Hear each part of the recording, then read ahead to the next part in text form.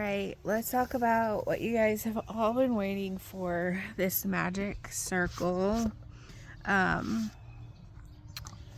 So the magic circle is kind of like the chain or the magic ring, whatever you want to call it, is very similar to the chain ring that we made, except you're going to have less bulk. You'll be able to get it like a much smaller circle. And there are some definite advantages to using this. Disadvantages is it's difficult to get used to at first. It'll take you several tries, and that's okay. But it's really fiddly to work with in the beginning. Once you get used to it, you'll be fine. And it's not, I don't think it's suitable for things that you need to keep strong. So if there's going to be a lot of wear and tear, then maybe not. If it's a decoration, or if it's like, if you're going to use it on something for like a purse or something like that, that it's going to be used a lot, maybe not try it. Okay. So there's several ways to do this. You can look up lots of different ways to do this. I will show you the way that I do it. And I'll show you a variation, but it's the same way, just a variation of how I do it. So the first thing I'm going to do is I'm going to have the yarn kind of point down. I'm going to lay it on my fingers here. I'm outside enjoying the weather, if you didn't realize, and the natural light. So I am going to hold my yarn here, and I'm going to wrap it around my pointer finger. And then I am also going to wrap it around again, but I'm going to go around the back side. So I'm going to make an X here. I am going to pull this yarn all the way down so it's in between my ring and my pinky finger, and I'm going to hold that yarn with my pinky finger. So this is what I have here. Okay, now let's try that one more time. So I'm going to pinch the yarn here, but leave my pointer finger free. I'm going to wrap once, and then I'm going to wrap a second time, but I'm going to go in the back. So I have an X. I'm going to take this all the way down to my pinky finger. I'm going to grab it with my pinky finger. Okay, so this is what I'm left with. I have this strand here. This is the top one. I'm going to loosen that up just a tad because I want to get my hook under it. So I'm going to get my hook under this first one. Under, and you see how the way I have my finger pointed, I have this little, I can work here. So I'm gonna go under the first one and over the second one.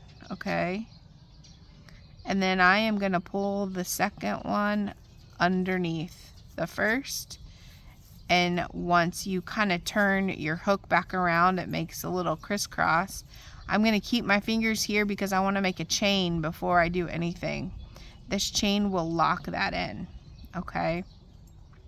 I'm going to remove my finger, and then I will have this little hole, this little circle here, and I have a chain. I don't want that circle that small, or it'll get bigger as we go. But basically here we have this circle and we have a tail. And as we work into it, we are going to want to crochet over both the circle and the tail. I'm sorry, I should have yarn. I'm doing a double crochets here. Okay, I'm just getting you started. I will show you how to start that one more time. Okay. Alright, so I am going to pinch my yarn, and my thumb and my middle finger, I'm going to wrap around my pointer finger, crisscross over to the back, and I'm going to grab that with my pinky. I'm going to make sure there's a little room in that front loops so I can go under the front yarn and over the back yarn, pull it through and twist it. And then I'm going to use the tension here and make a chain. Okay. Then you let go here, yarn up, and I'm going to show you a different variation,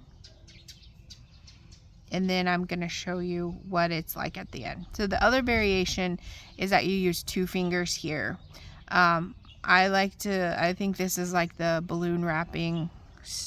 If you've ever had to tie a knot in a balloon, this is kind of like the 2-finger method. So I'm going to wrap around 2 fingers. I'm going to crisscross, go in the back, and I'm still going to hold back over here. So I'm going to go under the first, over the second, pull up, and I'm making a loop, and then I'm going to use that yarn again to make a chain. I got my tension way too tight there. Okay. And you will notice you will have 1 chain and this loop in the tail.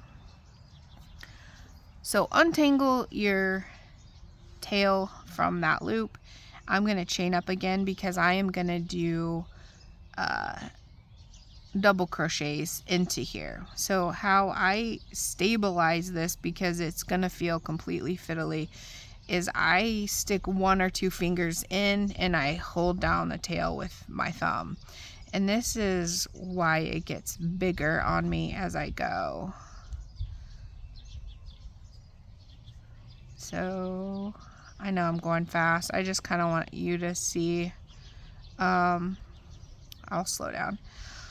I want you guys to see what it looks like working into it. My fingers are fully into this ring, by the way. And I still have my working yarn on my hand. So there's a lot happening in this, in your working yarn hand.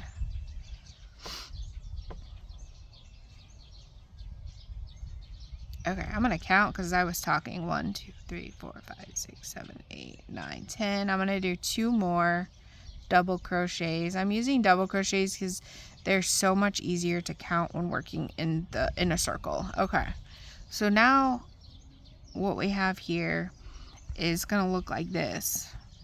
And what we're going to do is we are going to hang on to our stitches here at the end. We're going to grab this tail and we're going to gently pull. This isn't going to work with super delicate yarn, but your sturdy acrylic or cotton should be just fine.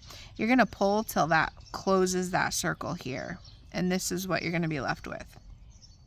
So now what you're going to do is you're going to slip stitch into this first stitch and get ready for the next row. So how do you close up this area? I generally like a metal one for these. It makes it a little easier to navigate through those stitches. But so you'll want to, okay. So what you'll want to do is, what I like to do is go the same direction. So get right under there, go the same direction. If you want to really stabilize it, go all the way around. If you're just trying to lock in the yarn, you don't feel like you have to go all the way around. So I have gone a little bit past my origin point. Now I want to go back the other direction to lock that yarn into place. Now I'm just showing this to you. I would do this at the end of your project, just in case you decide you don't want to. If you want to frog it, then it's less work on your end later. But that is how you would finish a magic ring, like that. Okay? I hope that helps.